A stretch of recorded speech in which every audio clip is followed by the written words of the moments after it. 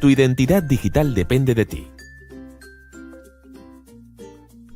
Compartimos mucha información personal en nuestras redes sociales, con fotos, vídeos y comentarios que van formando nuestra identidad digital, siendo visibles para muchas personas. Cuidar la imagen que ofrecemos a los demás a través de Internet es importante, porque influye en nuestra reputación ahora y en el futuro.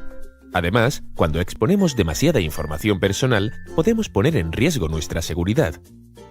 La clave está en pensar siempre antes de compartir un contenido.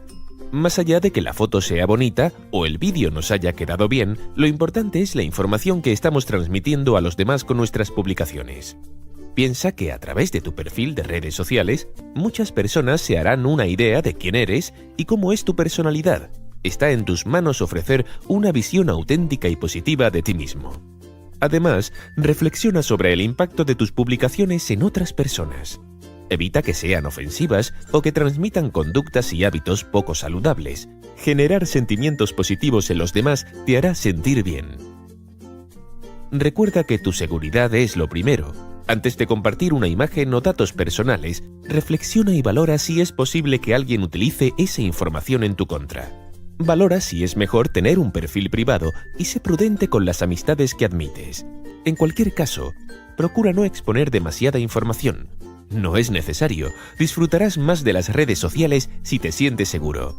No olvides que hay contenidos especialmente sensibles, como las imágenes íntimas o con cierta connotación sexual, que suponen un riesgo para ti y pueden influir negativamente en tu identidad digital. Cuidar nuestra identidad digital es un hábito sencillo. No prestar atención a lo que compartimos puede tener consecuencias graves. Nos podemos arrepentir de compartir una foto o un vídeo que puede acabar en malas manos. En las opciones de publicación, puedes eliminar contenidos de tu perfil que no consideres adecuados para tu identidad digital. Si ya se están difundiendo sin control entre otras personas, cuenta con la ayuda profesional para solucionar el problema. Protege también la identidad digital de las personas que te rodean, compartiendo contenidos positivos sobre ellos y pidiendo siempre su autorización. Disfruta con responsabilidad de las redes sociales. Encuentran más información en nuestra web www.is4k.es y si dudas online, llámanos al 017.